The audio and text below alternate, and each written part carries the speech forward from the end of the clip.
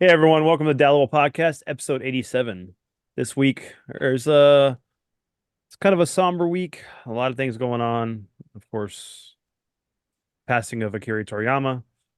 I've been playing Final Fantasy VII Rebirth. A couple of film things and TV show news and whatever else is going on in the world right now. But let's get into it. So, guys, where do we want to begin? It's rough, man. Toriyama going down. I mean, Dude, I is was depressed, is bro. there a possible I was trying to think about it. Is there a name? Is there a person? Is there a creator right now who Miyazaki.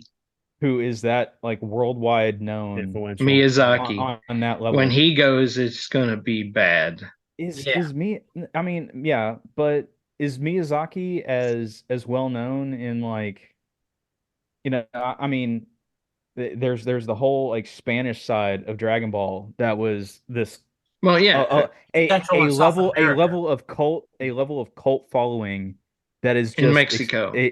crazy, Not, right? I not mean, just Mexico. it's like the Raiders, you No, know. I posted Lasting and something staying today power. about all the countries that it went in order of their appearance, but only in Mexico did it reach the status of a national icon, a treasure. They were devastated. And they've also associated that with themselves. They said that there were a lot of I mean, talk about cultural appropriation. They were like saying, hey, this is us, this is our kind of world, these are our people, this is our life. Where even they went even beyond the Japanese love for it. So yeah, I I mean, mean, out of all the countries, that they're the one who, they want to do a national day of mourning. And we don't even do that for some of our most popular people in this country.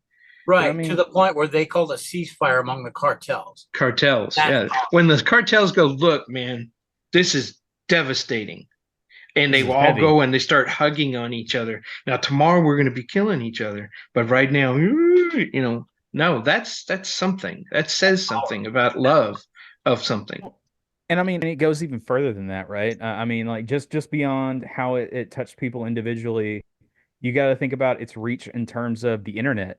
I mean, early YouTube, you would like log into YouTube, turn it on, and you would just see a flood of people using like Linkin Park and Yep. Disturbed and all just AMVs, right? Yep. AMVs Hmm. became this ubiquitous thing. And what was the number one deal that got turned into an AMV? Dragon Ball. It Dragon was Dragon all Ball, Ball. yeah. Dragon Ball, right? Like anytime I hear Linkin Park, almost any Linkin Park song, somewhere in the back of my brain, I see Vegeta standing on the planet, looking up as the rain is coming down his face. It's like that's the image that immediately pops into my mind because that was YouTube. That was almost all of YouTube, it felt like, for a Hmm. really long time. And then you had, Team Four Star and all the memes that came out of that. I mean, yeah. it's like it is so baked into so many levels of culture in so It- many different generations and ways. It's wild to think about, honestly. yeah, it's part And of the what's zeitgeist. go Absolutely. ahead, go I'm ahead, sorry. Colin. I'm sorry. It's what Travis was telling me earlier.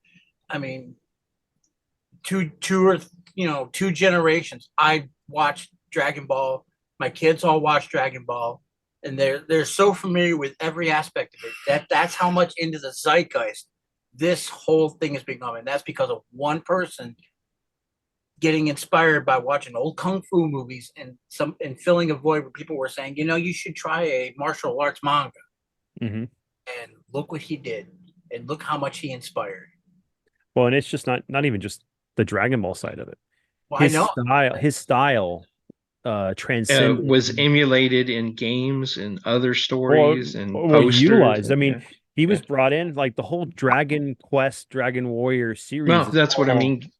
and in my favorite game of all time, right here, Chrono Trigger. I mean that was the thing that it's funny is like I remember watching Dragon Ball, but still remember I was still older when it came out here in the States, but it was on reruns for like 2 years. I mean, of oh no, it's Raditz after they had got to Frieza's gonna come or the Ginyu Force, and then back to the Now, Raditz thing. Goku's gonna arrive any now, day wait a minute, now. wait a Oh minute. When wait, you it's say this, we're Raditz. talking about all the love and stuff, but Dragon Ball, a lot of people hated it at the time because of how they could drag out a single fight for 7 episodes. Oh yeah, no, that was always One the punch. joke. Okay, it takes 7 episodes for the punch to make it and knock him No, out. Goku's no. charging It up was for Spirit 7 Bomb. episodes That's to right. fight Frieza.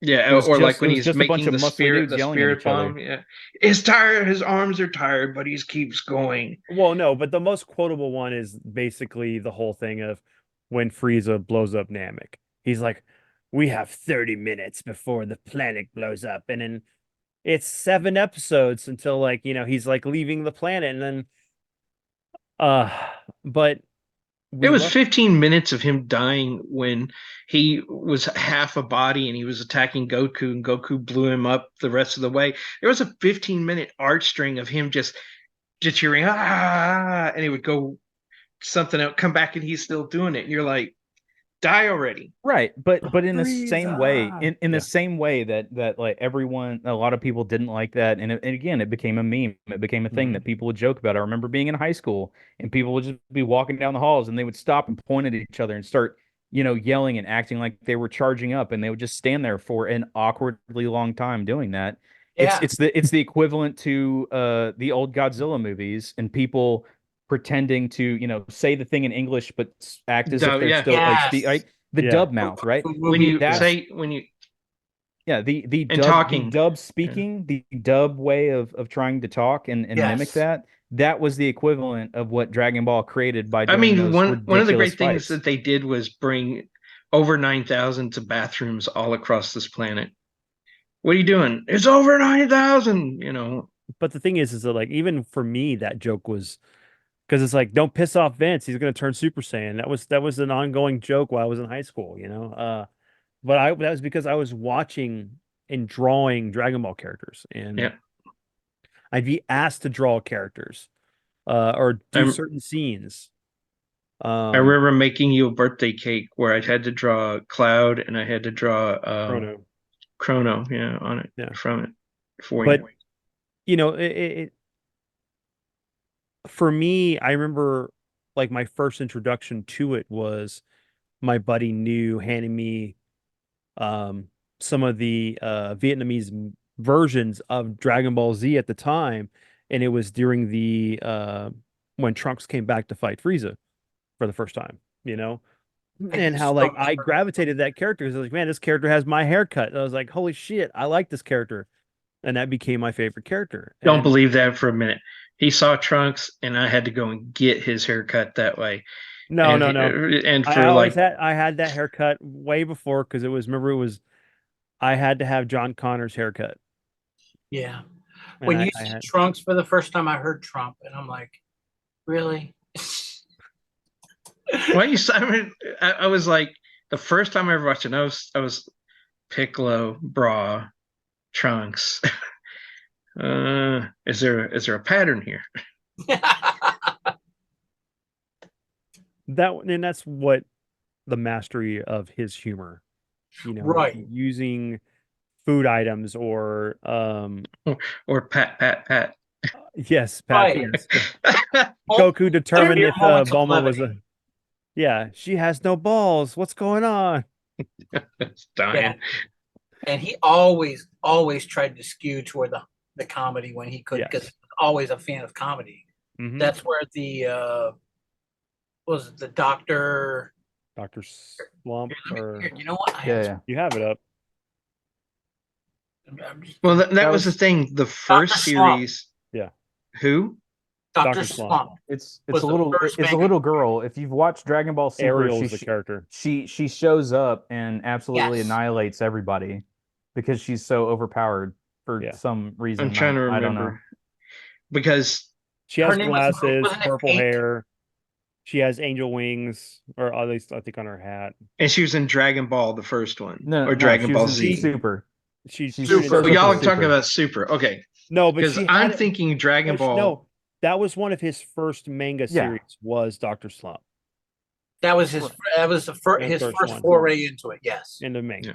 Right, before and Dragon Ball. the only way that unless you knew that, the only way that a lot of people, I guess, I vaguely knew about it because some of that appeared in what J-Stars Ultimate or whatever for the Nintendo 3DS. Yep. And so I kind of was aware of it, but I didn't actually realize, or I didn't put two and two together that it was Toriyama until she showed up in Super. And I was like, why is this weird little kid from that, random uh Smash-like game showing up in Mhm. this? And that's when I finally looked it up. I was like, oh, that was Toriyama. Okay. And then you look Yeah, at it and you're like, oh yeah, I now it all of a sudden clicked and made sense. So it's her like, name oh, is okay, Pink. now I see the art style, now I see all that stuff. Oh, that's cool. Oh, his art style was there. I mean, even in GT, you could see the art style, but he had nothing to do with it. Yeah, he knows Those were towards people the end. mimicking Yeah. his art. Hmm. But I'm talking about you go all the way back to Dragon Ball. That was more humor, and it wasn't until Krillin got killed the first time that That it got you went, darker. "Whoa, Yeah. this got dark." And all Hmm. of a sudden, he started maturing in his writing, and then you get to that very end when Goku faces off against Piccolo and kills the old Piccolo, and then the new Piccolo is born, and all that other stuff. That was a long journey, and it was fun. It was a fun ride, and it was a mix of stuff that would entertain adults and children alike, and it was most people wouldn't know the difference. And then you got Dragon Ball Z, and that all of a sudden brought in a whole new audience Right. to it, and who had never even seen the first series, Hmm. you know. Um, and then Dragon Ball Z ended in a certain way, and we thought it was going to end there. And then all of a sudden, we got GT, which I enjoyed GT. There were parts of it I hated. I really didn't like the whole thing with the Dragon Balls shattering and the dragons coming out and being real life and him having to go, and or the fact that Goku had to sacrifice his own energy to restore them and bring Shinra back. Shinra, is that right? What was the dragon's name? Shinron, not Shenron. Is it Shinra. Okay. Shinron? Yeah, yeah, yeah. Shinron. We haven't You've been got to that watching point where you've we're been gonna. Yeah, watching I'm too much okay. I'm episode mixing my 7. metaphors here. I know Final Fantasy and the other. And I was fine with it there. You were the one who brought me back in with Super. And I was like, Well, okay, that's the that's one really thing. good. That's the one thing that's okay. So even by the time we got Dragon Ball Z here, it had already ended in Japan, and it In was Japan, yeah. already ended in Mexico. I mean, it took forever. Like literally my sophomore, senior year of high school for us to finally get past just even getting to the Ginyu Force for the first time. Yeah. Yeah. And then it just took off. And I remember going to Suncoast Video with you when they were releasing all the collected volumes as VHS sets that you would put together and make this really Made cool an 3D image, yeah. preview. But you got to think like the impact on the fact that how long Dragon Ball lasted, even though it had been over for 10 years or Oh more. yeah. And then And it even kept now, reinventing itself right. But there was no new with like series. Kai and Yeah. Well, and that was them trying to do, and that was still the studio trying to do something different, trying to take the original series and make it more in line with the original manga and touching up the artwork. So it gave the audiences a new way to experience the story again, but with cleaner animation cells and things like that. But it wasn't until Super that we actually we were getting little bitty stories that Akira Toriyama would do and that would get animated that continued the story but weren't like really like touched upon here. Um so whenever we got Super, we finally have this continuation of the characters that we knew and loved written by Akira Toriyama at the time. Mhm. But it started off with Battle of the Gods, the movies. And it's really cool that we started to have Dragon Ball continue. And it's still going on in manga form right now with the Super series. But it sucks because, he's gone. And we're not going to be able to see what his influence would do to the story as it continues. Because even with like whatever movie project he was working on, and on top of that, that new series where it's a parallel universe where the characters get wished Mr. to be Sam. all young kids. and they're dealing with these aliens that made this choice. And it looked like it was kind of like going to be a fun new adventure, but I really wanted the stuff that happened in Super for the what's his name? I can't remember right now. My brain's out of the loop with this stuff. But all the arc of stuff that's been going on up to the point of superhero. And we have the new guy that's doing the artwork and continuing the story, so we'll at least get that going. And I'm pretty sure he has a Bible or an idea of where the story's going to go. That issue 202 of the current stuff is where it's supposed to end. That Toriyama had a map and it was supposed to end, and the guy that's taking charge of it now is going to remain. He's going to remain faithful to what Toriyama mapped out, and they've got everything they need. They just need to get to the finish line. Okay. I just wanted to do that because normally when somebody passes and somebody else takes over, they start eventually influencing the story with their own ideas, and it changes. We saw that with GT. We saw it with several other projects. Animation, yeah, or Yeah, movies. yeah, hopefully they created a Bible that takes you from the beginning, the middle to the end, so they knew what they were, and that he follows the path of what Toriyama wanted and doesn't embed his own ideas, just so that his legacy is completed. Yeah. We see that, like we were just talking about Dune. His son wrote some of the books, other people wrote books, and they go off into these tangents that change things. Be true to it, let it end, and then let it become what the legacy it should be. I wanted to remind us that there were tons of movies before Super. There was tons of movies between the gaps when we had nothing new and the story hadn't been completed, and we were all, when are they going to bring back another Dragon Ball? And I remember all of us having the movies and trying to figure out where they fit in the series, because they would never tell you where it fit. Some of them just felt like They a don't. standalone, Yeah, and I loved all of them.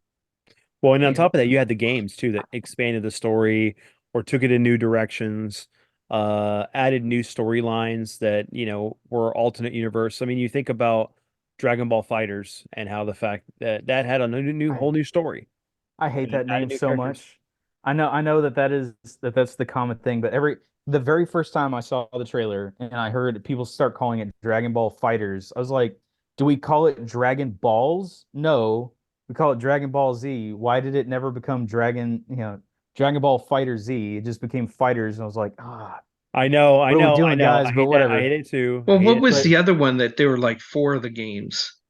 you're Dragon talking about Ball. Xenoverse or Budokai and You're gonna make, Tenkaichi yeah, and Budokai, all of those, and yeah. then Oh, yeah. I mean, those, right? There's a huge dedicated following to all that stuff. I mean, you Legacy of go further Goku. back to like Hyper Dimension Legacy of which one was the Goku, one that right? was on NES, the little cartridge, which was a good mix of RPG and fighting. You're talking about the ones on the Game Boy Advance, and I just talked about that. That's the Legacy of The Goku. Legacy of Goku. Yeah. That was one of my favorites, just Yeah. because you could walk around the universe, scroll around, and then you'd have fights. It Felt followed the more storyline, than, yeah. yeah. Um, but there's like I said, there's other things that he's done that um have been influential in just pop I culture mean, and gaming. You have what's the what isn't it the largest RPG in Japan, or at least it was for a long it's one of time, them. Dragon Yeah. Quest? Dragon I Quest, yeah. mean, humongous, right? Like, Mhm. and that was actually the first offshoot of anything that I ever played, where I recognized Toriyama's art. Right? Was what Dragon Hero 3 back on the Game Boy, I think is when that came out, or it was Game Boy Color or something like that. And it came out. I remember I think it was Nintendo Power had like a magazine, and I saw they were breaking down the different classes for it, and I was like, man, that fighter looks a heck of a lot like Vegeta, and man, this guy looks a heck of a lot like Goku, and then it was like, oh yeah, it's this guy. Man, it's Dragon Ball, but it came. We went Well, back to Dragon Ball. I was that's like, man, this is awesome. that's the biggest thing. Chrono Trigger. Chrono Trigger is the best game ever that has the holy trinity of people that came together to make that game. And Which is all the more reason why when they do this remake, do it in the Dragon Quest art style. Yes, thank you, thank you. Keep Toriyama a part of it. It has to Don't be. change it. It has to be. Keep him in there because it's so much that game and those characters. But Sorry, that's one go of the ahead. things All right, so that was one of the things I I wanted to started say. reading him when I started reading Dragon Ball stories in the weekly Shonen stuff, the Yeah, Shonen Jump magazines that you could get. Shonen. And that was before all the little trades that like Logan and Vince and buy. Um, I used to get him into the shop. Yeah, the Trying manga to volumes. got to get past the Dr. Slump stuff because there's a ton of it. Well, Um, and this is one of the things I want to say is that like I didn't get into Dragon Ball right away. I mean, I watched it, but it wasn't like something that captivated my imagination. It wasn't until I played Chrono Trigger because I love that style. I love that game so much that I found more of that appreciation. Keep in mind, this came out in 95. I was 14 years old at the time. wow, And they've changed up the Wikipedia page since his death. I was just on here looking yesterday when we found out, Mm-hmm. and it's totally different. I was looking for the list of all the stuff he's influenced. he's got a new manga series he's doing too. It's like something of the sand or like shit. Hold on. But I mean, while y'all are looking that up, I was thinking of that, right? Like what else he's influenced? Like, would we have Bleach? Would we have Naruto? Like, just Yeah, really. shonen and anime and manga in general, right? How much influence did Dragon Ball have on that with the crazy power levels, right? The various tournaments, right? Hmm. And all that style of fighting and going into these things. It's like, yeah, it eventually kind of grew out of that, and arguably you have all these other series that handle certain aspects of it better. But man, like again, it's just Dragon Ball was so foundational to so much stuff that came after it that it's really hard to imagine a world where Dragon Ball doesn't exist and what that would look like, right? Yeah, I no, I couldn't see that. Hmm. Yeah, there was he did Dragon Quest, Blue Dragon, Chrono Trigger, of course, Yep, Blue Dragon Dragon. Ball. Yep, Um, Are they ever gonna re-release that game? Like I Blue remember, Dragon. yeah, I remember playing that back on the Xbox days, I way think back I don't when. even think Mistwalker exists anymore, honestly, with the Yeah, like Probably that thing went just vanished away, and I was because like, somebody we should got have the rights to it, right? dude, Lost Odyssey, even though he didn't had no part of it, but it was part of that company, was Yeah. fantastic, man. It was the best RPG I'd played at the time because it just but the combat was great, the characters were great, what was going on in the world was awesome, just really well put together. And it felt like a better version of Final Fantasy X. so going back to what you were saying, David, these are the people who've said that he's influenced their life. The creator of One Piece, the creator of Naruto, Fairy Tale, um, Rave, versus Venus. Boruto, um, Well, Boruto's still Baruto's part of Venus, Naruto, the but sure. major. Venus, yes. Bleach creator, Yeah. um, Uh, Kubo, Black Cat, yeah. Mr. Full Everybody. Swing, Everything that has come Steven out since. Universe. oh yeah, I was just talking that the stuff that he did, yeah, Steven Universe, yep, right there. That major. Bad Guys, DreamWorks animation film, The Bad Guys was meant to have a kind of a feel for him Well, and it's and not even and just use like the humor from Dragon, like what they used in Dragon Ball. But see, I was looking for all um the stuff that he actually had worked on, and I'm not really seeing it right now. You got to go up Uh, a little bit before that. It's early career stuff. well, yeah, that's what Or it's I'm another going back project. up to. the Um, other thing is that you got to think about all the people that he inspired to like even like there's that one animation where it's Goku and Chi-Chi fighting.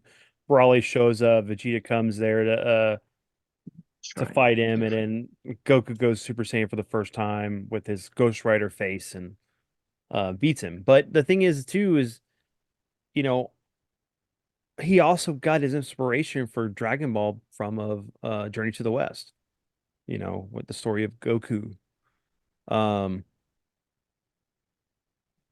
it's just how much he took inspiration from things and then he inspired us and other storytellers to tell great things. Um, I just know that when Jeff posted that, it hit me hard. Because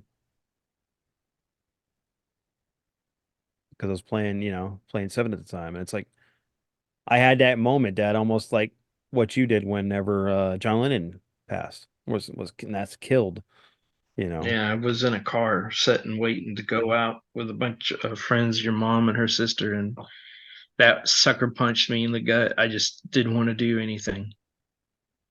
There are just certain icons that when they go, it just feels like a piece of the world is gone. Yep, world got a little smaller. You wonder what. Sandland, I think it's Yeah, Sandland, which is what you were talking about. Sandland is Sandland. his new one. Yeah, this is the newest one that he's been in. That's the anime. They're literally the anime drops this month. Yeah. He didn't get this. He might have seen some of the dailies or something like that, or the pieces working of it. Yeah. But he dropped. See, He been working I on that never since heard of 2000. Dragon Ball Gohan verse. There's an 8 episode miniseries. I don't think we've ever got that. I don't know. I mean, there's quite a few things that happened, like where they And did then the short-lived animation where it was Vegeta got to meet his little brother, or everybody got to meet his little brother and his wife. And then there was the story past Bardock where he goes into the past or goes into the future and meets Frieza's. No, he goes into the past and meets Frieza's like grandfather or ancestor. couldn't take him out. And Yeah, then there were like 3 miniseries that he did between 2019 and 2022. Dragon Ball Gohan verse, Home of the Infinite Losers, and this one was just a movie. Dragon Legend, a Dragon Ball Tale, which came out in 2022, and I don't think we've had any of those here yet. No, that's probably strict Japanese. No, so you just wonder about the legacy that's going to be left. yeah, there's going to be a lot of people who are thinking, okay, we need to pay tribute to him, and then there's a couple are thinking, okay, what if I, you know, you know, there's going to be a couple who are thinking that okay, maybe they can quietly carry on where he left off, and then you're going to have some, smart ass out there who's going to be thinking, okay, I can be the next one, and it after a while, after the tributes have settled down, there's going to be, I think there's going to be a little bit of a splinter. I think what they can do is let his characters go, and if you're going to use them as background characters. The world is big enough for you to create your own character and let them have an adventure within the world that he created. Yeah. Instead of going in and trying to carry on any of the characters, let them go. Maybe bring them in as a mentor or somebody in the background, but introduce new characters to a new generation. Mhm. Exactly. Easter egg it, lore, history, whatever. I mean, I X don't amount of know. years beyond it. I don't know. Is that really a thing that I mean, it'll be interesting to see where that goes from here because like you don't really see a lot of that in Japan, right? I mean, I Mm-mm. can't think of very many instances where a creator, you know, either died in the middle of something or whatever, and then someone else stepped in the way that you would see over here in the West, right? With like comic books, and somebody else step in and say, Or "Oh, books. I'm going to use these characters, or I'm going to use this universe, and now I'm going to build my own little sandbox in it." They it seems like for the Japanese, I haven't really seen, and maybe there is an example that exists out there, but I don't really see them stepping in and saying, "Hey, I'm going to build on the Dragon Ball universe and continue No, it." I would I almost don't think think that, there is any. yeah, yeah, they would just. I think they'll. I mean, they'll watch this thing to the end, like what y'all were saying, right? Like, hey, we have our heading, we know where the end is, we're gonna get there, and then I imagine that they would stop, right? But they And do call it done. re-imaging all the time there, though. Yeah. I'd like to say that, but they don't. Battle of the Planets has been redone multiple times, and for But is it the multiple same years, the story same or thing with Robotech. I mean, with Do You Remember Love? We wouldn't have got. I mean, Macross. What was the next one after Macross? Macross One. No, So well, real quick, no. Hold on. I'll let David. I'll yeah, say it. real quick before we so that I understand, because I've already said before I don't know about Macross, I don't know about Robotech and all that stuff. Are they just retelling the story with like updated graphics and all No. that, or they're No, telling new these are all new stories? stories or So, retelling of the story differently. I mean, that's happened in the Yamato, the story stuff about the Yamato a bunch of well, I times. mean, Gundam gets its own new story because I mean, Tamino is completely out of Gundam at the moment. I mean, it's been other people telling those stories. So, as far as Macross But is concerned, it was Macross. Then they did the movie. Do you remember Love? Which Not sort of Remember Love, yeah. retold the last half, the last half of the story, the battle and everything. But it's that movie that provided the groundwork for everything else because everything Alex. else technically follows that movie. It doesn't But follow the some of the series. stuff it happens before Well, and that the is invasion, there's during only the one. There's only period when one. they're doing the That's reverse Macross Zero. engineering. That's Yeah, Macross and then Zero. ones But that are happening after it. But those are different people doing a story within the same universe. yeah, correct. I was about to say that when it comes to like Macross and Robotech and Gundam and all that, those universes lend themselves to telling alternate stories because it's, you know, a war across planets, right? Mhm. Like there's this grand epic scale to it, so that a way, you're not every time they come out with a new Gundam series, it's not Amuro and Char again, right? Well, It's like oh it's eighth MS team. It's well, yeah, but and even not with everything is in the Universal saga. Sometimes you get, like correct. Okay, Gundam yeah. Wing, which has nothing to do with the universe that Amuro is in. And then, but within that same contained universe where Amuro exists, you have like oh 08th MS Team, you Yeah, have the Stardust Zeta Memory, series, you have Zetas, yeah, yeah, one and two. yeah, you You have have Unicorn, you Unicorn, have all these different ones, but it's a F91. continuation of it, but Yeah. it's just following the war, right? So I don't know how you could do that with Dragon Ball. I mean, Well, the thing Well, is that the thing that they've already done before was you tell the future stories of the next generation. Like that's what they did originally was like after GT, they did a movie where it was like Goku Jr. and Vegeta Jr. and these were the great grandkids of like Pan or whoever Yeah. on Trunks' side. So it was like they continued the generation of things going on with these characters. And that's what they could do. Um, of course you've got the new series that's going to be coming up, which I can't remember what it's called, but it has to do with them being wished to be kids again.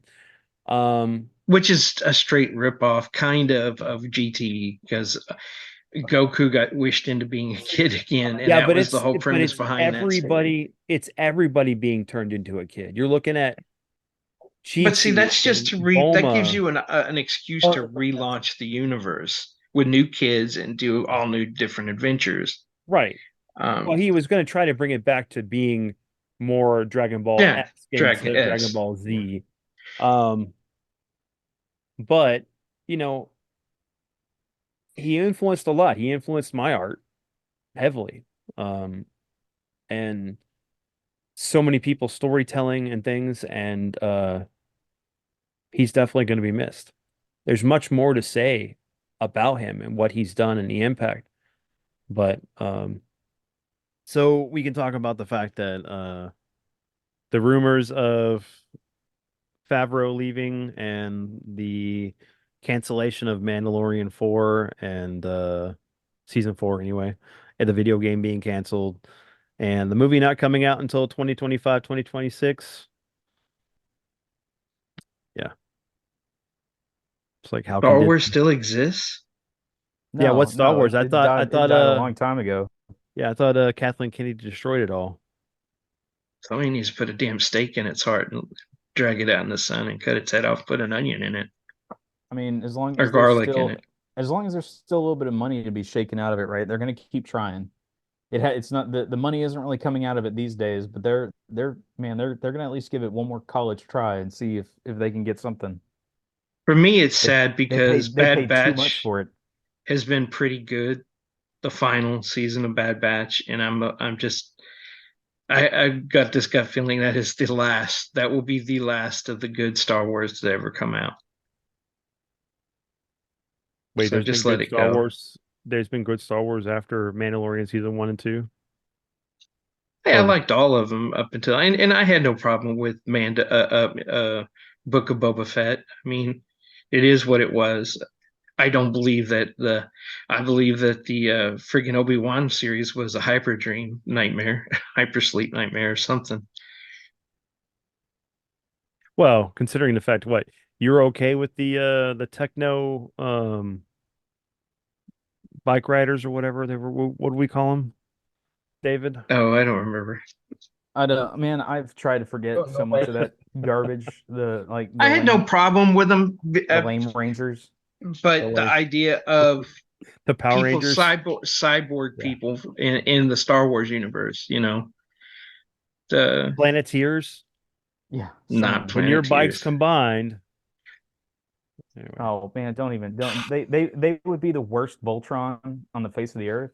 Thank you. That's like an Thank insult you. to. They would That's just like get Thank you. insulting they would get Voltron, isn't it? yes, it is No, because it was but that's that exactly awful. what you think Hey, hey, of. I was doing the whole Captain Planet there, the Planeteers. Yeah, you had no problem with Final Fantasy quoting a bunch of anime shows and movies. Yeah, because they did it By right. your what? No, Dermo. What was it? He says. It's the quote when they're getting ready to transform into Voltron, and Which one? And I will form the head. What? no, you're gonna go make me look it up because you even made a comment about it because I was laughing and you were like, "What'd you say? Did you just say this?" I've said a lot of things during no streams. That's why I'm tired That's during this right, people. podcast. Out there is Streaming evidence. Just go watch his streams. streaming is harder than real work. Okay. No, it's not. It is not hard at all. The problem is that when you are streaming and you are two different personalities from real life versus your personality on stream. That is the worst thing because you're having to put more energy into the fake you than the personification of the real you. Anyway, so while we're figuring out what we're going to talk about, I will, I guess, talk about Rebirth. Um, I have been playing it nonstop since it came out. Today is the first day, March 3rd of 2024, that I have not played it yet. I might not play it tonight, so it'll maybe the first night I've not played the game. Dude. Interesting. It's March 8th. Did Yeah, I say 8th? What did I say? you You said said March the third. 3rd. You said the March third. 3rd Oh, is when yeah, you yeah, yeah. That's started right. it. Again, See, look, again, I'm that's why we're tired. here. That's why we're here to catch you when Yeah, you yeah, stumble I'm a little tired, bit. dude. I Anyways, know, man. But March 3rd is when you started it. March 8th is when you're taking a night off oh, from it. You have yeah. been playing that game. Well, I've been playing that game for 8 days straight. Well, Yeah. 9 days. Oh, yeah, no, You've been 7 playing days. it for a while straight. You've been playing. Yeah, You've been going for it. every day, every day. I What day definitely is it now? understand You it. sure I actually went to work like I was supposed to? Yeah. Look, Okay. man, I'm not your keeper, so I don't know about that. That's between you and your Anyway, boss. I've been going to work. Anyway, yeah, boss, I've been at work. You've seen me at work. I bought Girl Scout cookies from you. Anyway, no, first night. So this is Friday, March 8th.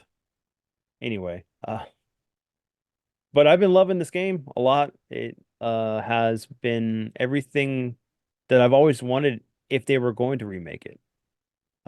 It's really cool to get to see these worlds and places, the world and the places that I've been to, but like see it fully fleshed out. Like if I was actually there. I love the fact of like I feel like I'm going on the journey with these characters. They know about these places, but they've never experienced it until they get there. So, and even like when Cloud gets to Nibelheim after not being there for 5 years, after it burned down and finding the town exactly like he left it, but just missing the people that were originally there. It's like I'm going to these places that I know and I've seen for like the last almost 30 years I've been playing this game. Hey, And it's not quite 30. We still got 3 more years, but you know what I mean. Um, it's been fun. The combat's great. There's really good fleshed out stories and side quests. The the characters, the dialogue has been fantastic.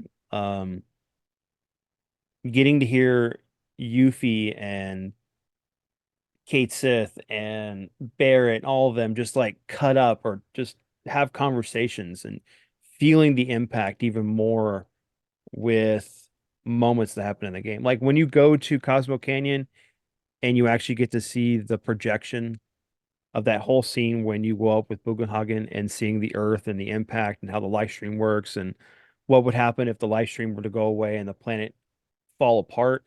That whole scene was just amazing. Like being able to see that, it's like watching a cartoon and then going to go see that cartoon recreated in live action on the big screen.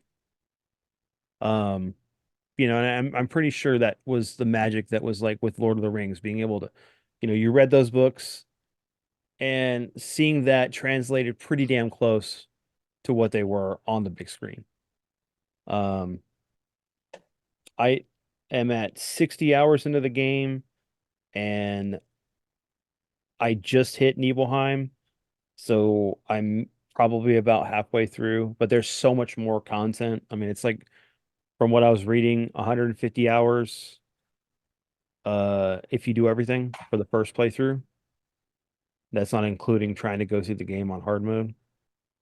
But Dad's been there with me the whole time. It's the reason why I've been streaming is because I want to play it and I want my dad to see it because he was there when I played it the first time, the original one. So, and he's been having a blast and I've been having a lot of my friends come through and watch me and hanging out and stuff and keeping me company while I play it. It's been I've been fun. lurking on a few of them. Hmm. It is very interesting to watch. It is, seeing the differences between the original and this one.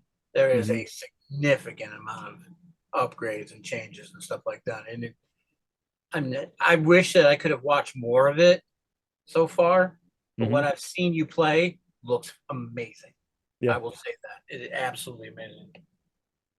And it's just one of those games that's so good. Like it's already there's nothing that's coming out this year that's gonna top it. This is my game of the year. And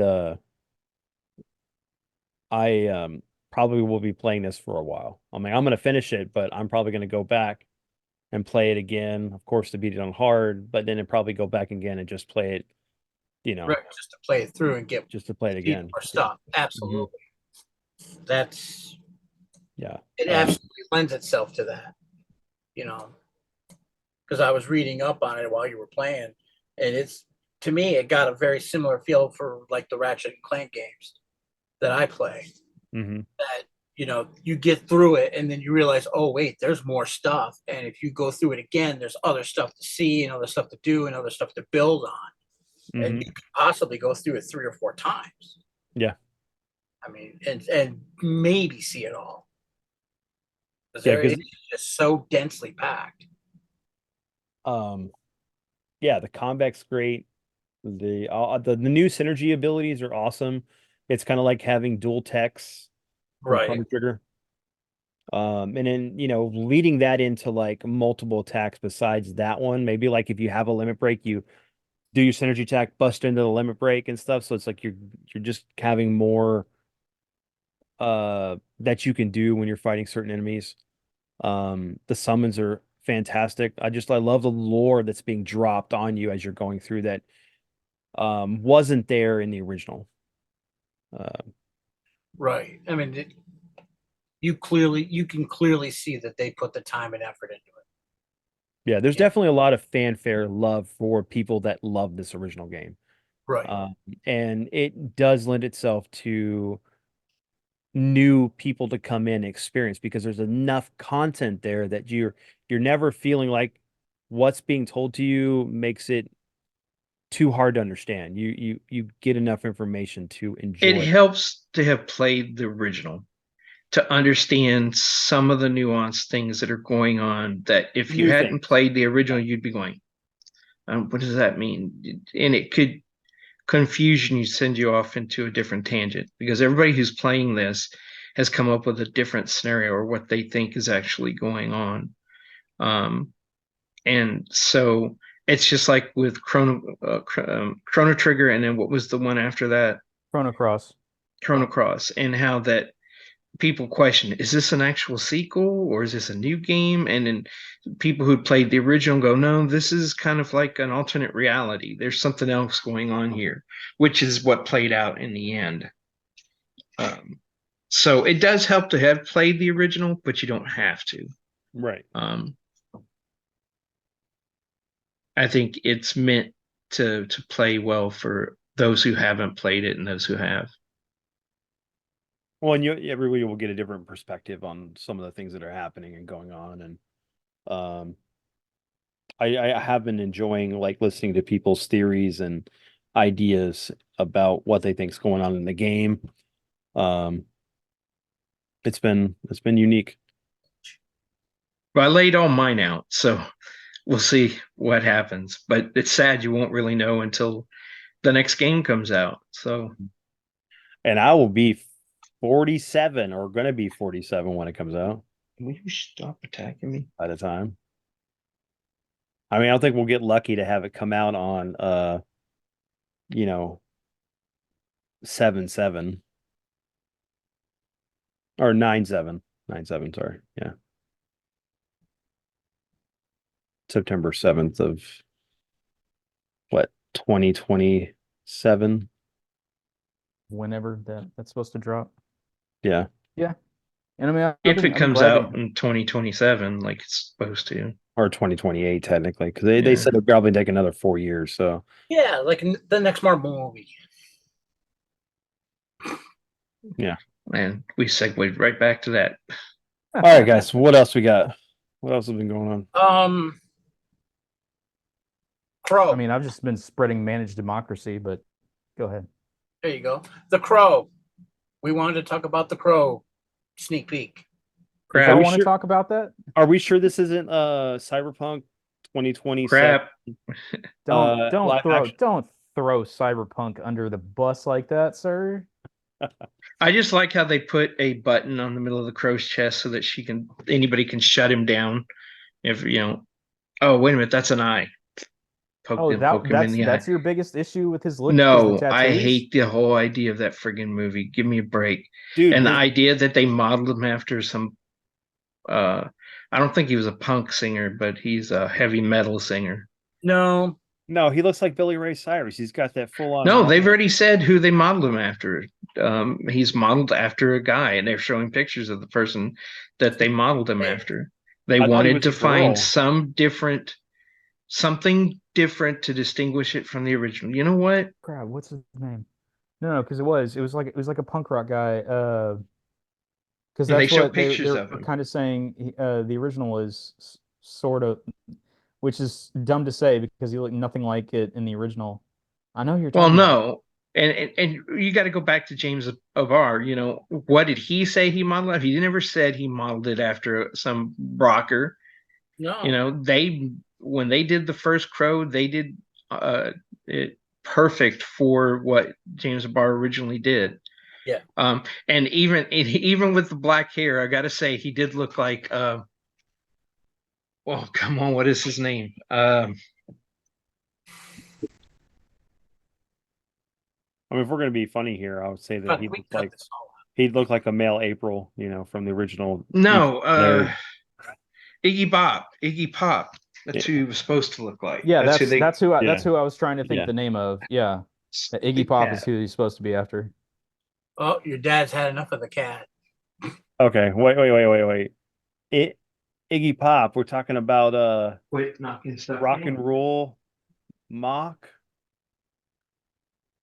I don't know. Was Iggy Pop involved with Rock and Roll? I thought that was Robin Tanner. No, but he was the. Did he do some of the songs? I thought it was Iggy Pop that did the songs. No, I thought Iggy Pop was in the second Crow. He actually showed up. In No. I'm talking about the animated Rock and Roll. Rock and Roll animated movie. Oh, I know nothing about that. He's running around and jumping off all these boxes that are in here from Mark's house. Parkour. Until the pile of them goes falling. Rock and Roll, Vince, the animated movie. Mm-hmm. Was Iggy Pop involved with that at all? Some of his songs were, and and they used some of his likeness. concerts, then they did that rotoscoping to make Rotoscoping, it yeah. look like he was in it. But there were several different people playing Mock. My Name is Mock, yeah. Okay. But that's what I was saying is like, but I don't know. Because that was funny because they took a picture of Iggy Pop and where he's like doing the whole pose that the Bill Skarsgård's doing, and they put the jacket on him and everything and made him look like Yeah. Just it looks awful. I'm sorry. His awful. shaved mullet, like that looks god awful. I mean, Yeah, that was the thing that stood out to me whenever I was like, wait, does he have a mullet? Is that what's going on there? Like, what? Who thought that? I get that women in like a lot of media right now is going with the shaved side thing, but they at least do those women the dignity of continuing that shave back. All the way through. With Yeah. him, they just kind of like stopped somewhere around here and left Right. all the rest of it down. I'm like, why would you do that? That's so Billy stupid. Ray Cyrus, man, or he I'm was not going to be able to take that seriously. Whenever that's he worse goes, than that. Billy Ray Cyrus was Kid Rock, in front, man. or what is it? What is it? Jim Carrey when he was doing his Vanilla Ice jokes back in the Yes, days. that would be more. That would be more yes. accurate. Yeah. To me, he looks like a character out of the Wild and Wonderful Whites of West Virginia. Just, if you haven't seen that documentary, go look it up. That is, It's rough. I don't understand. I don't get it. Like and then no, actually, I think my perfect example is somebody else came up with this, but I like this. Is that it's like he's trying to play Dante from DMC Devil May Cry, which was such a stupid name. okay. You know what? I saw that. They got to rebrand it, man. Yeah, they're gonna do gotta try that DMC Devil rebranding. May Cry. It's like, isn't DMC the acronym? Demilitarized. Oh wait, no. No, that's DMZ. DMZ is demilitarized zone. Right. Man, I hate acronyms. I'll be honest. You too. Acronyms are the worst. But Because I mean, but anyways, go ahead. Yeah. I just like, why? Why would you do this? I don't understand. It's like, how can you take this book that James O'Barr did, and then translate it through a meat grinder and then put it back in any way you can and go, all right, this is the movie. It's like it does not compute to anything. I mean, I don't understand. There's no explaining what they have so far. Like, how are you going to give him the crow face? I mean, the makeup, like he takes off of the mask. I mean, who knows? Maybe there'll be so much outrage that it'll be another Sonic. Well, no, No, there's a big difference between changing a CG model of a character and have like you would wind up with Henry Cavill Superman in Justice League levels of awkward CG jank in that movie if you try to do that with Skarsgård. I'm sorry, I would have going to go in preferred and Bradley digitally remove Cooper. his mullet? I would have preferred Bradley Cooper when he was going to do it, or what's his name from Superman when he was actually up for it, Cavill. Either one of those over this crap we got. Cavill would have worked. You know who I think would work? Just because he's a musician, and I know we were making jokes about him earlier, but Jared Leto, I think could portray him a little bit. You know what? I'd go with that. Yeah, I think he could play a good Eric Draven. I would agree with that. I think that would have been a good vehicle for him. Finally, to be able to merge the two of his acting and his musicians. You want to know who else was up for this? Channing Tatum, no.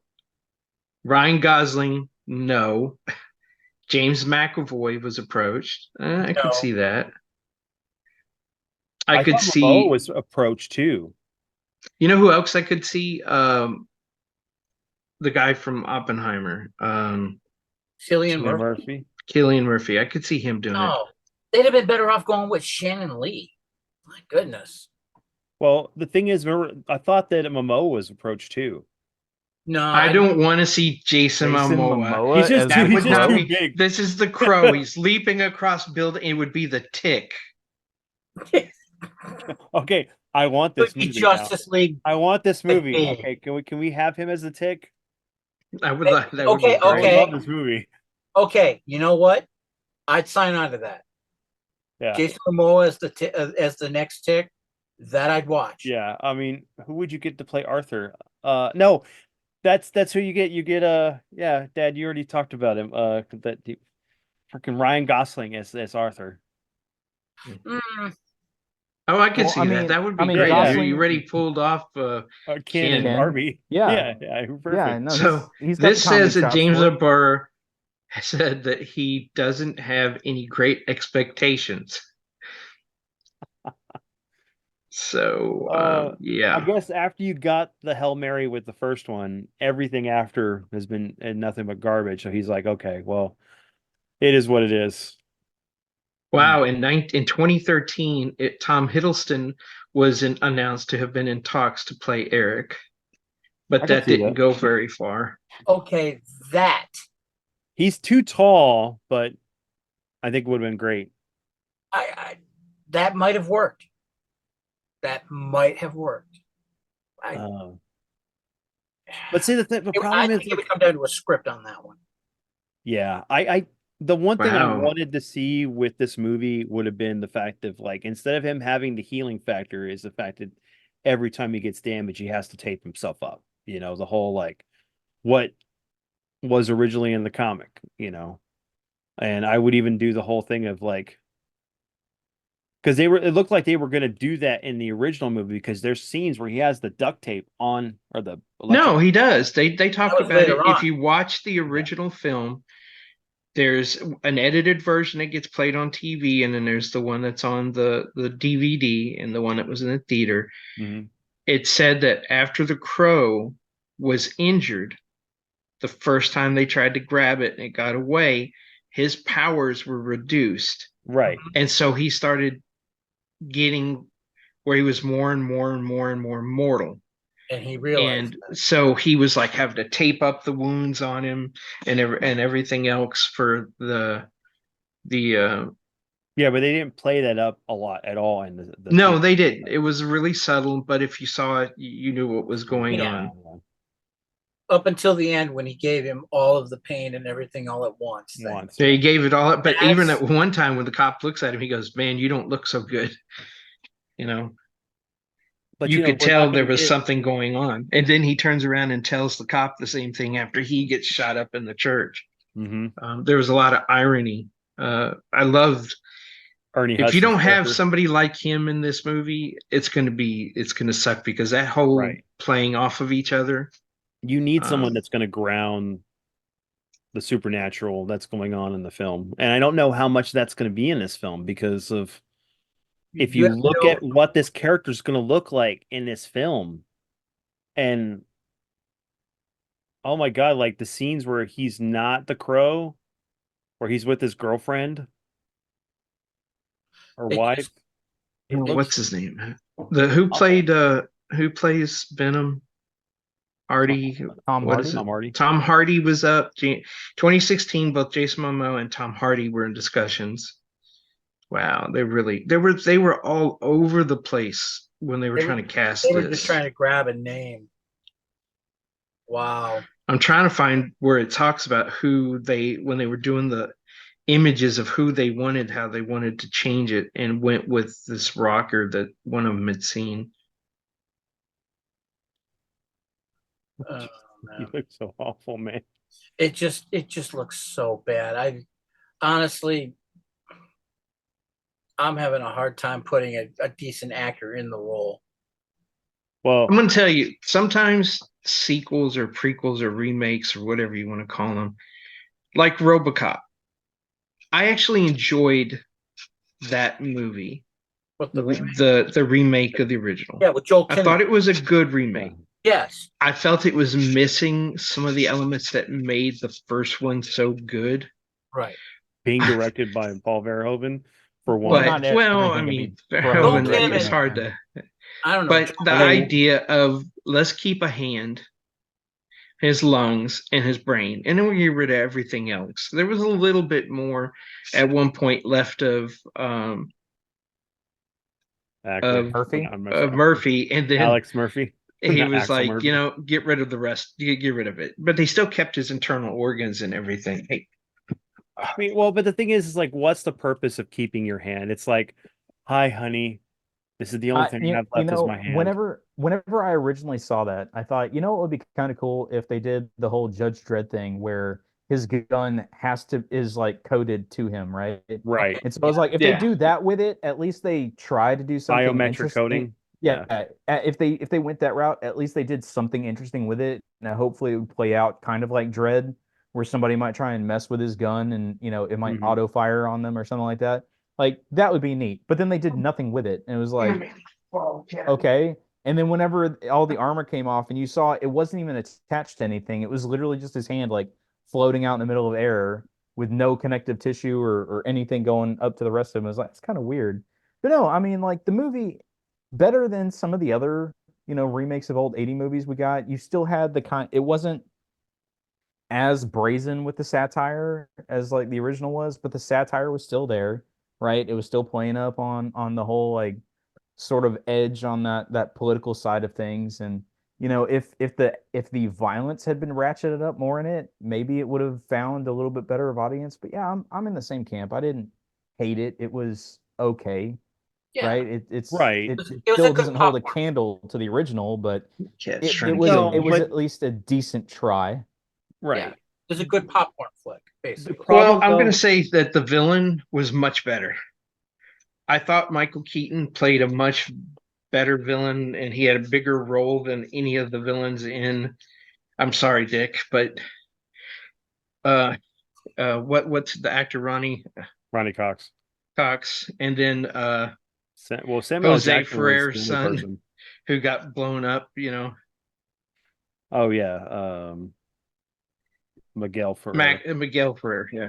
Yeah. Um, Well, the other thing too is that the problem with the remake was it falls into the category of when you write a script, if you write it to ratings, your film's not gonna do well. Because if you're telling a story that deserves to be an R and needs an R for the source material, it's not gonna work. That's why, the later Terminator films don't work. Besides continuity errors and believability, they're films made for kids. They're not made for a audience that is older, that needs a little bit more complex storytelling to understand what's going on.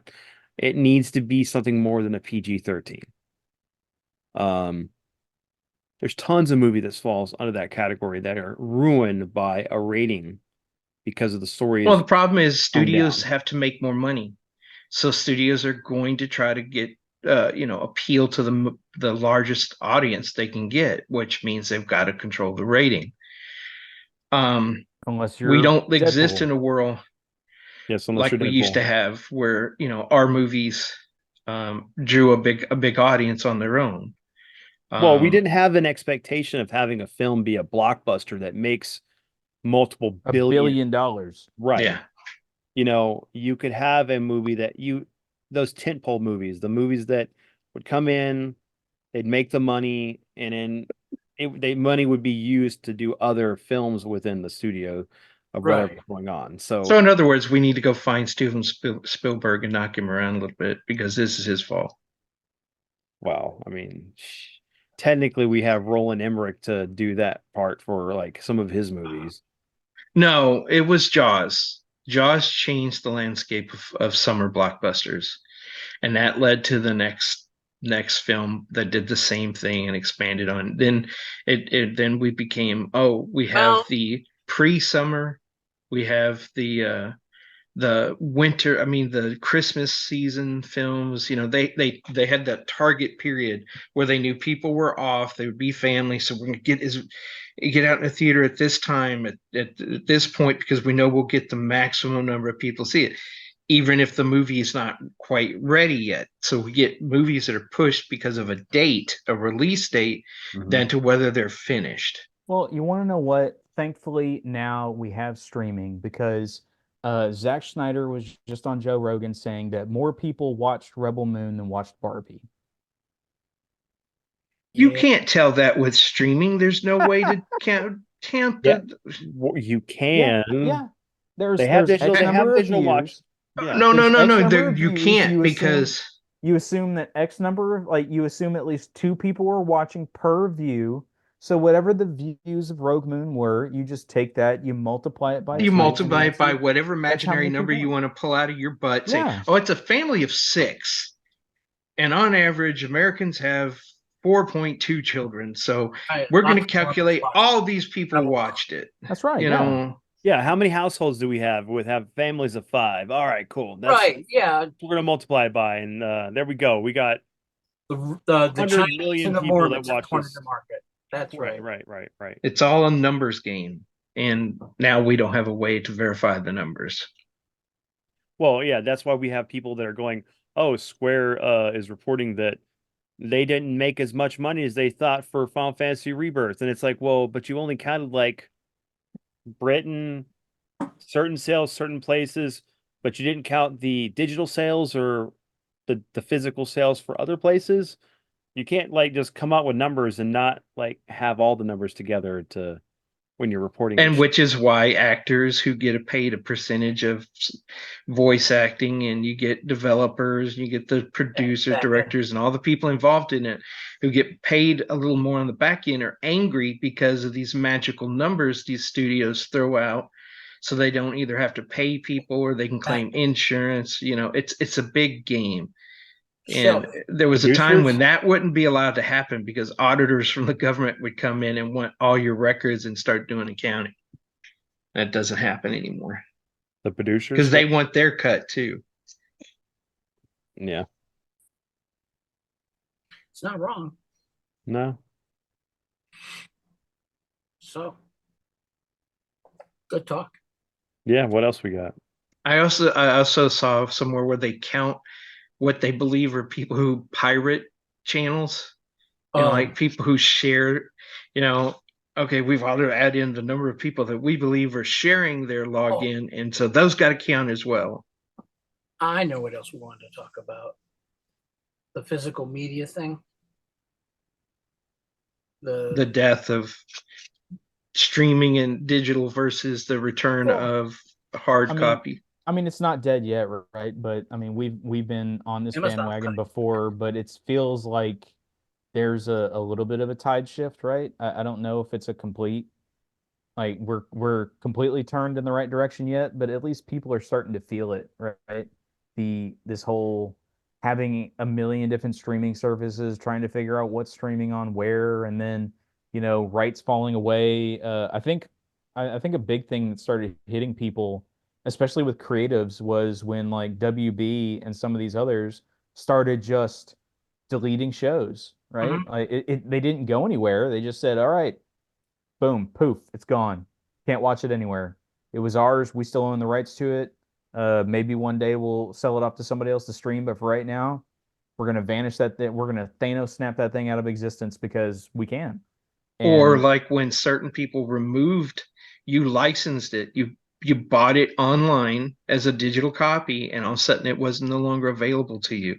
Oh, well, you didn't really purchase it. You were leasing it, for a set amount of time. No, bullshit. You told me buy it for this much, and I considered that buying it. I purchased it. Well, that's what you considered. If you needed to go read the fine Read print. that read the fine print. print. Oh, I know.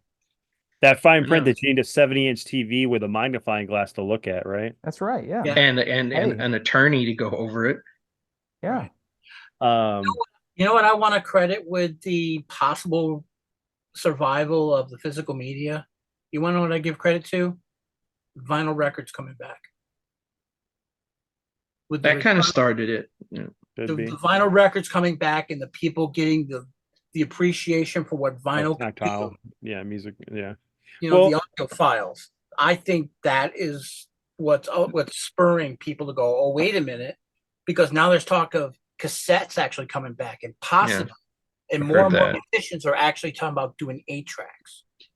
Well, 8-track sounded better because and you could do more with it, but it was clunky, But I think the problem is that what brought back records is that people all of a sudden having the music too clean kind of threw you off, because years of hearing that crackle raw music on it of an album and suddenly having that it doesn't clean, work. That doesn't that work nostalgia. But that doesn't work for a certain particular generation of audience because of the fact that they never had that. Now Right. they're going back to it because, hey, this is pretty cool. It's the cool factor versus the I want to have But it was the nostalgia people who nostalgia. brought it back. We started seeing record shops opening up again, and people were like, you know what? Young people were like, I want to see what this is about. And all of a Well, the sudden, they hipsters. listen to it, and they're like, oh wow, that is really good. And then they go tell their friends. Well, it And was hipsters, right? It was a bunch of hipsters Yes, saying, correct. they were putting their nose up and saying, well, actually, if you really want to be a fan Correct. of the Beatles, you need to be able to go and listen to them on vinyl because that's the only true way to listen to, such and such, right? It was the finger wagging hipsters that really got Correct. invested in it, and then everybody else was like, man, these hipsters are annoying. But it does have a little bit different sound. I think I kind of like this, that and then old, everybody else that just kind of lower fell quality along. analog warmth. I don't call myself a hipster, and I've had most of my No, no, albums no, no, still no. exist. It's not. But the thing is, it's not you, Dad, because you're in the No, I nostalgia. know, I know. It's not me because I did experience that stuff. It's No, you and your want sister millennials. were raised in a house listening to albums. Right. But thing is, now you got terms like vintage that are coming up. I And- consider myself vintage. Yeah. When people I hear go, how would you vintage all describe the yourself? time. I'm vintage. I'm If like a it's- fine wine. It's like classic is supposed to be 20 years. Fine. Vintage is Get X. out of here. The thing is, you start talking about terms like that, and the people who are still around, they can tell you about that. No, no, no, no. That might be this and that. It's like the same thing with the radio. Okay, now they're calling stuff from the 80s and 90s classic rock. Yeah, we've hit that point, We've everybody. hit that point where everything is What did we just talk about today, Vince? vintage. Yeah. It's classic. Y'all And- stuff is the golden oldies. Our stuff is the classics. Yeah. What used to be the We golden have a oldies whole is- generation of people now- that think the world started in the 80s. yes. Yeah. They don't know anything Yes. beyond the Yeah, 80s. I know. No, absolutely. It's just like whenever I was coming up, and I thought the way that people think of the '80s now is the way I thought of like the '50s and '60s. Like it's terrifying to think of, but that's where we're at. Yeah. I mean, shit. I'm in my 40s. David's on his way into his 40s. I'm getting there. So, it is what it is, but You mentioned my age and I'll disown you. that's okay, Dad. You can't insult me. Anyway, but I don't know, it may be a different thing though. It could be the fact that like there is the FOMO. It is a thing, not fear of missing out, but it's the fear of the opportunity because we're getting to the point now everything's going digital, and then it's like the whole idea of do you actually own it? And there's the fear that if it goes away, they'll miss out on it. So they're going to want to go and gravitate towards the physical media they can get. Yeah, and companies are realizing that and realize that they can charge a premium price for it. So they're releasing it in small numbers at a huge amount when they could release it at large numbers at a lower price point and attract more people. Right. Well, we have literally forgotten that as we get older, the next generation comes into place. So there's always going to be a market as long as you're able to market it for them to want this merchandise. Right. Because one thing is that physical media is going to degrade, it's going to fall apart eventually. So, like my son's child, whenever that happens, my stuff may have fallen apart by the time he gets to that point of having it. So, like, it's not like a book where as long as it's taken care of, some media is that way. You can take care of it, but like books have a longer shelf life than I'd say a compact disc that was created in the 90s. I don't know. There's junkyards full of compact discs that are just doing fine. There's a junkyard full of Atari cartridges. Correctly. Yes, correct. But that's another thing too. You're looking at the chipsets back then that were designed to last longer than some of the stuff that's being produced now. Ding, That's ding, ding. very- That's Had to outlast those daggum commies. oh That's my a very good gosh. point. Had But- to survive that nuclear holocaust is what it needed to This do. is and a- had Had to build them stout. Things were built to last, and people right. Because were Yeah. well, no, because those we GD believe. commies. Okay, Well, remember, society. America Nuclear went from a fallout. period where we were bad mouthing the Japanese and the Chinese as making junk because they fell apart so easy, and we were like, no, American made is sturdy, it's gonna last. And then somebody went, you know what, we need to design in here where this product will deteriorate over time, or we're never going to sell another product. Look, Dad, I made them. I've said this before. I've everlasting light bulb. Oh, great, son, you've put us out of business. Well, that's Right. that's where Hey. that phase, or the not phase, it's the that phrase comes from, about, and it's because of the light bulb. If we create a light bulb that lasts forever, then we never have to build another light bulb, then we put ourselves out of business. So there was that whole thing about them making sure that any light bulb that comes out, it lasts a certain period of time. Yeah, I forget what that's called. There's a term for it. I know, and I can't remember it either. And but You're sleepy. I'm just old. well, I've been running on like what? Planned obsolescence. I got Yes, it just as I was about to look it up. There you go. But this is a deeper conversation for a collector side of things, for physical versus digital.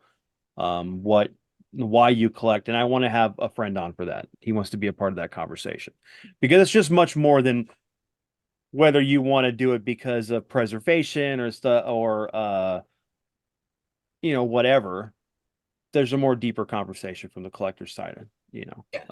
especially considering, like, you may be in a town that doesn't have a great internet source. So I'm sorry, Netflix and these other streaming services aren't going to be viable for you, because if you're sitting here watching it's buffering every 10 minutes, are you really having a good experience? No, no. Uh, and what's sad is, try to look up some of these older movies, and you will find the trailers of them. You will find the TV spots for them, but they don't exist anymore. Their Right. original copies were burned, lost, or destroyed, and they're just gone. Universal Fire saw to it a lot of stuff was lost. Mm-hmm. Well, and that's another thing too. You think about, like, what Universal Fire, the burning or the destruction of the library from Alexandria or whatever that was supposedly, I we don't know if had there was any things. movies there, but yeah, sure. No, but I'm talking about I would have Minotaur. loved to watch some of those. Right? Yeah, it was. Well, and I mean, and think about some of these remasters of movies they've been doing lately. Where have they been getting the film to go in and do the remasters? Or the From other. either some vault that they found, buried somewhere, some private collection. Like Mm-hmm. it's either somewhere that got forgotten, or someone who had it and Private took care of collector it had it in their that private collection. Yeah. that Well, we're able and to turn around, and that's how we're able to get some of the stuff that we did think was lost to time, right? well, we've talked about You this unearthed this in a with closet. Yeah, we've actually had this conversation with before. like the BBC, with most of their shows. A lot of, like, Doctor Who Oh, has yeah. been completely either Yeah, burnt all in they had fire, were audio. or The audio recorded survived, but over. none of the video. So then they Um, had to go back and redo them as cartoons, so so and that people would have complete Mhm. episodes. Um, That's what happened with Doctor Who. yeah, a lot of their shows. Yeah, I mean, there's a lot of stuff from that era, the early history of BBC, but Doctor Who was the most prominent one that they said, all right, listen, we know that there's a need for this. We got to fill in the gaps somehow. What's helped is that there were dubs of it in other countries for Right. their country, and they would get those dubs, excuse me, and then come back in. And since they had the audio still, Resync they them. would then re-edit them with Yeah. the audio back in. So restoration is a great thing, and I believe we should, as a nation, try to archive and track and keep a copy of all of that stuff. Well, And at a some people certain go, oh, we point- need to put it on digital and we can have this giant digital archive. But, again, power, there's lots of things can happen with a digital. I think you need both. Well, but the thing Digital is that backup and original even with copy. physical media, though, yeah, I have a VHS player and I have some VHS or I have a DVD player, but if you have no power and the power doesn't exist anymore, what are you going to do with it? Oh man, this stuff looks great on as a way to make my table level because I I, can't s- go buy I a new see a one. whole generation of people in the future after everything goes down, setting and looking at a blank TV with a video game, and you like, hey, you need to go clean your room. I'm playing a game. No, I'm not. It's in my head. It's in my head, Dad. All right. This Got to get to that save point. this is my prime example of why you can't go completely digital. Right here. These are two flash drives. One is 64 gig, one is 128 gig. I am working on something I am building for the studio, and I needed at least 64 gigs to store all the information, all the software and everything I was using, right? Bought it, got it home, garbage within 12 hours. Okay, done. It crashed so bad that the computer thinks it's an external DVD drive. Fine. Didn't pay that much. I'll go get another one. 128 gigs. Got it home. Garbage. Well, and Where's your digital information going to go if your sources of storing it are gone? correct. And Gone. that's the thing is like when If you you don't have a have, physical copy, you're screwed. well, and if you have, like, keep in mind, we have manufacturers who make good product, but that expensive. So then you can go and look at the cheaper alternative that may end up being a knockoff bootleg from another country that's not good quality and not assured to work. And then you're out, you're up a creek without a paddle because you didn't pay for what you need to. And that's not Because you bought it from a bunch of commies. Damn, David. What? I'm just Woo! Coming out the He's- gate. He's swinging. going back to the 50s or 60s. That's right. I'm telling you, man. Um, It was just All built up for different. you, It was mister. built different. It back was in the built day. different back then. but That's hey, right. like, Because That's why your car could go through like several wrecks and a tornado and flip over on its head. You could flip it back over, start it up, and still drive to work. I was on a bus that flipped 27 times or 57 times. Now I'm going to tell you, your uncle flipped his Mercury 12 times end over end, and Oh, that freaking that's engine was Yeah, still we running. I know. It was still running. I was Oh, like, But no, damn, I'm that's a thinking, good engine. was it for, it was 48, another 48 hours that had the whole bus flipping scene. Remember, and he comes like, blah, blah, blah. I had my bus that flipped 48 times or whatever. I keep messing up the number, but Eddie Uh, Murphy. yeah. Which, that's another thing. We got that coming, which we've already talked about briefly, but I'm still excited to see Beverly Hills Cop 4. Foley. Mr. Foley. But the part of the issue too is like you can get storage and then cloud's another thing, but that's shoddy. somebody else's possession. Yeah, Yeah. that's somebody else's. You're Yeah. just using their space. It's Mhm. not even yours. Yeah. Where's my stuff on the cloud? Hey, you know what though? You could be like Master Roshi and not even touch the cloud because of the fact of Well, your dirty dirty mind. minded, so the cloud So wouldn't like, let him touch him. Don't yeah, touch me. but hey, all your digital stuff is dirty stuff, so it can't go on the cloud. It just kind of passes through. So it can go in the cloud. It just goes on a different cloud. Yeah. there's an evil or a Dark cloud. a depraved Nimbus cloud somewhere out there. Yeah. Absolutely. Yeah, if That's- there's equal and opposite of anything, so there is a dark nimbus out there. That would have been great as a story. Yeah, It corrupts whoever flies it. well, and it likes to take rides or give rides to No, it people just that are stops on corrupt the or naughty. coffin. Takes you over nude beaches. Yeah, at first it would be a corrupting force, but then it would find Roshi, and it can't corrupt Roshi. It would just all of Yeah. a sudden it would just be like soulmates at that point. So Soulmate, then, and then Yeah, yeah, Roshi's yeah. it like, would just be Roshi puttering Oh, around on this little it cloud. would be like a symbiote, like Brock and Yeah. Venom. Yeah. Yeah. They just so you walk, together. everybody walks out of the little house, and they're like, "Where's Master Roshi?" And you hear, "Wing!" Flying around in the air. in the shape of Since Master Roshi sitting outside the shower window on the cloud. on the cloud. Yeah. There would just be blood, right? Constantly everywhere. Yes, including it his would be. nose. Well, no, because then what they should do is they should have like a IV bag on the cloud with blood directly feeding him in the arm to compensate for what he keeps losing. No. It's hooked up to his nose, so he's feeding himself his blood back. Oh, self. Oh, yeah. So Yeah, it's so capturing it and yeah, refeeding it's it. a Yeah. self-fulfilling He's prophecy. got The he's got one of Ouroboros. the still suits, right? Yeah, there you go. But we're taking it back to A Dune. blood still suit. Yeah. All right, so did y'all see the Lego Batman animated series set that's coming out? Which No, one? I haven't yet. Not after you told me. I haven't looked it up yet.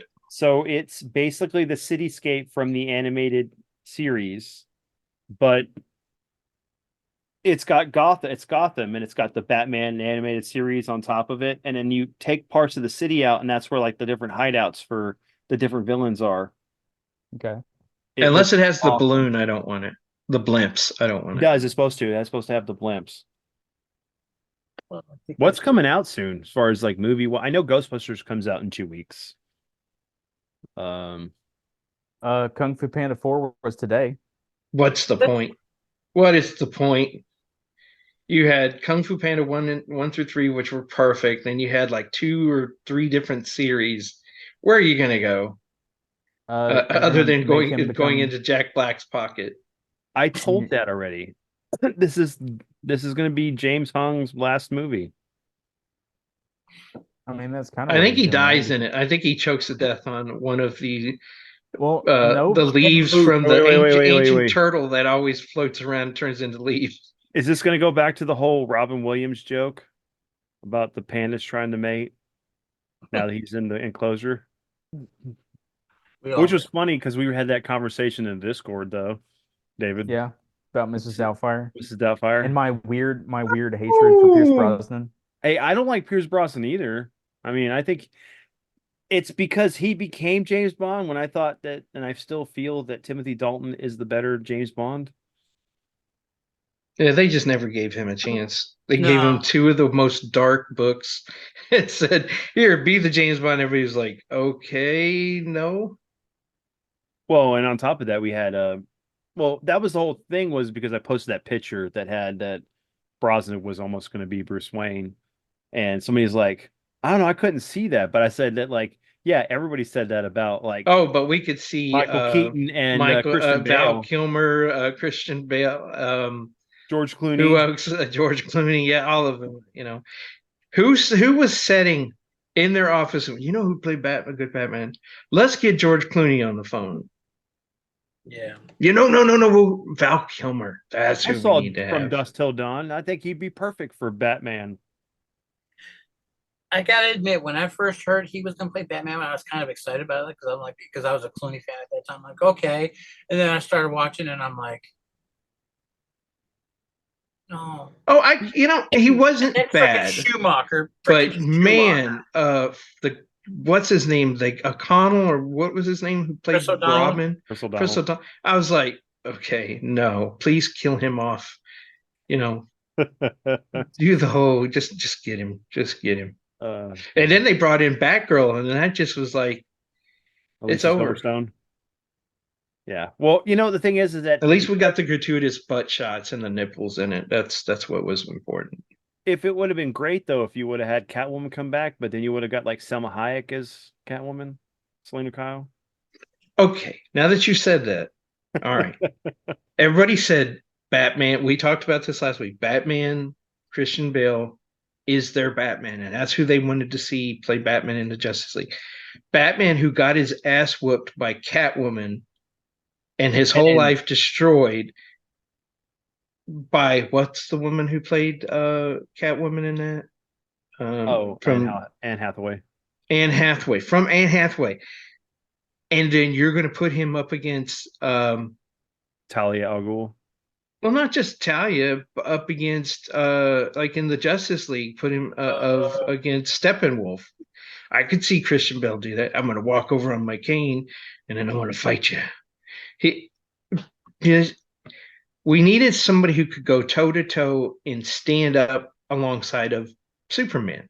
That were equals in people's eyes. I'm sorry. That was not going to happen if Christian Bale had played that Batman.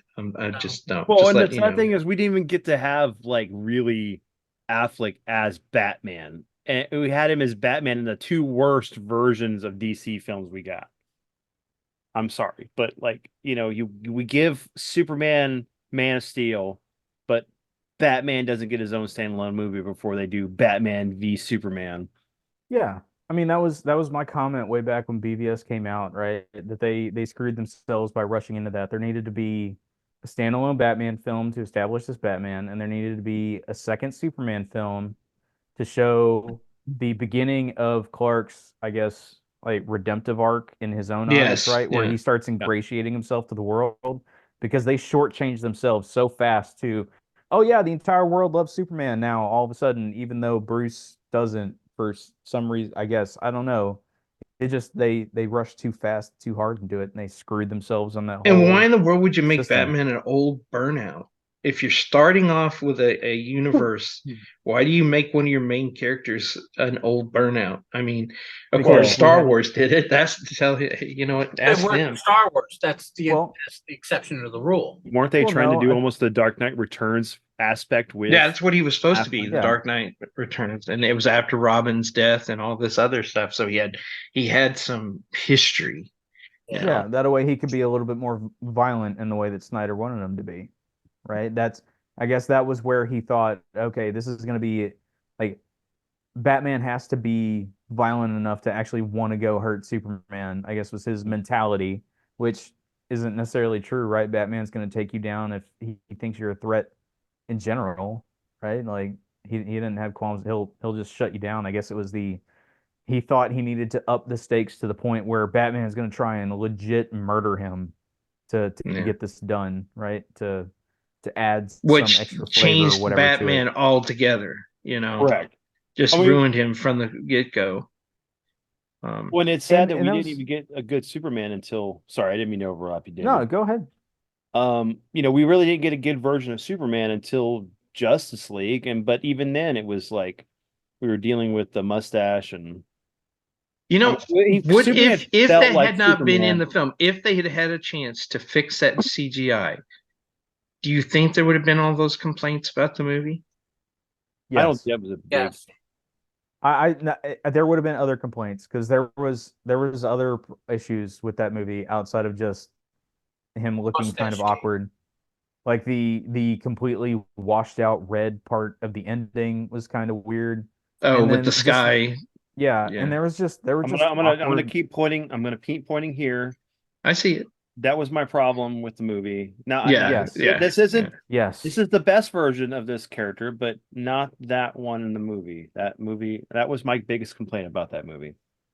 Yes. Yeah. Ezra Miller's Flash was I so don't, I so don't, weird. he's a good actor. I've seen him in a lot of things. It just was not The Flash. He should not have been in The Flash. No, It's he's just not. not at least not playing him that way. And I don't know if he's a good actor because the only other thing I've seen him in was The Harry what Potter Harry stuff. Potter Yeah. and that was barely anything. So yeah, I still don't know if I trust his acting chops. He just yeah, it was way too out there for Barry of all people. So yeah. Well, this is going back to what we were talking about when you say Barry, his way he portrayed Barry. It was almost like his brain was moving too fast for his own body or his ability to comprehend things. That's kind of how I got it. But me and Vincent and all of us, we were all talking about speed powers, right? Remember, we were talking about different powers we would Last want episode. Yeah. last episode. So if you had that ability and you were constantly moving at that speed, the technology around you couldn't keep up with you. A computer can only go so fast. So it doesn't matter if you can go with the keyboard can't process the information that you're inputting fast enough to keep up with you. You would have to literally slow down to survive in the world that you're in. You would also, if your brain started firing off like that all the time, so you were super thinking, you could process everything at high rate, you're going to be answering questions that people ask you and it's going to make you look like there's a problem with your mental capabilities, because you're going to be moving ahead in the conversation while people are trying to, hold a decent confidence. Guess I'm messing up here, but if you say, hey, how are you doing? How are you doing? And all of a sudden he's like, blah, blah, blah, blah, blah. This is everything that's happened to me today, blah, blah, blah, and you're still like hey, How you doing? how are you doing? Their brain would not function like us. They would Yeah. not be able to talk to us in a normal way. They would literally be at a disadvantage, unless they met somebody who could process information that fast. I don't know what the limit of a human mind is, but I know that you can what's the word, you can push it to a limit where they just shut down. Simulate. Sure. And there's actually a great song by I think so I forget the name of the band, but the lead singer of it, if I remember right, is actually the grandson of the guy who created either Barry or Jay Garrick. I forget which one, but it's called the Ballad of Barry Allen, and it's a fantastic song that more or less speaks to what you're talking about. The entire song is written from Barry's perspective, and it's constantly talking about how he's running around, saving all these people, doing all these things, but everything is just still so slow to him, right? That he's there's bullets flying at him, all these things, and just everything is so slow, and he's he's still expressing like how much he enjoys the thing that he's doing, but it's just this kind of melancholy to him because of that fact, right? So it's a really good song, Ballad of Barry Allen. Again, I forget the name of the band. I wish I could remember who it was, but that's the song. It's really good. I need to Check look it out. that up. Mhm. It's kind of like the Five for Fighting Superman song, looked at it from Superman's perspective. Everybody else is dying quicker than him. Everybody else is doing these things, and everybody thinks it'd be great to fly, and he can't stand flying. you know, it's the downsides of those kind of powers that we don't ever think about when we're imagining how great it would be to have those powers. Yeah, we're always daydreaming what it could be like to have something, but then you think about a person that is, may have been born without an arm or stuff, and they literally don't have one. It's not like they lost it and they have they miss having that ability to be able to write You or can't walk. miss something you never had. Right. Yeah. But we did see they did cast the actor who's going to be playing Superman in the new series. We didn't talk about that yet. And his new suit, which looks really good. There's two different images of it. Hey, hey, hey, she's in the cord. And we've known the Superman cast for a while now. They announced the Well, whole we've couple never weeks ago. seen him. We've never actually seen him in the suit. Yeah. And he's okay. doing his test shots. And they we got changed. an image of the symbol, which is the Kingdom Come symbol for Superman, except instead of it being the black and red, it's the traditional colors. And then we finally got an image of him in the suit for a video shot. I mean, not a video, camera shot of what he would look like. I'm happy with it. I could live with it. And it doesn't have the details that Cavill's suit had. It does. It looks like something more traditional lines of Superman, something that would be homemade. So I think they're going to give us. Was it Birthright? What was the Superman comic series that was written by Donner, the guy who did the first Superman movie? And it showed Superman his life growing up, and it was kind of a modern take, but he did it as if it were Christopher Reeve Superman. Hey, come on. I'm gonna put you in something. I know what you're talking about, but I don't remember. Yeah, I can't think of what the name of it. It's man, my brain's a little too it's starting to shut down. But yeah, it was Superman Birthright. Birthright, okay. Well, like I still think that the films that we need to be getting for DC need to be the Earth One continuity. because those stories are great. Even the Wonder Woman and the Green Lantern, those would add a new kind of element to those stories. I hate my phone does not do very well on this video. Yeah, But it really played up on Clark and Superman. You got to see Clark's life and what he went through, and then how he learned that sometimes having superpowers are not good enough. You have to be able to do it in other ways. And he found his balance between being a human Clark and being Superman, and how his strengths were for each part of him. I mean, and that's where I was gonna say that's where I'm kind of worried about the movie, because it's not just Superman, right? Like, we know that there's other heroes that are going to be in too it. many. It's too many. Yeah, and that's the question is, how are they just going to be quick little, Is it like, going to be all cameos that are going to pop up? Is it just that everybody's going to show up like at the end of the movie and kind of like show up to Superman and be like, "Hey man, you just took out the big bad, like what's going on?" and something like that. Like, what is that going to look like? That's it, of everything that so far has been looking good about this movie.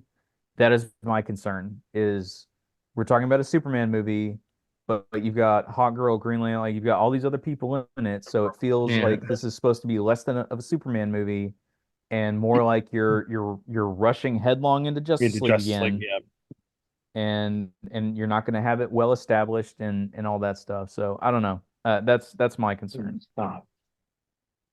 But yeah, if they did the Earth One continuity, that'd be great. But that's clearly not what they're doing, right? Like, this Superman's very different from that Superman.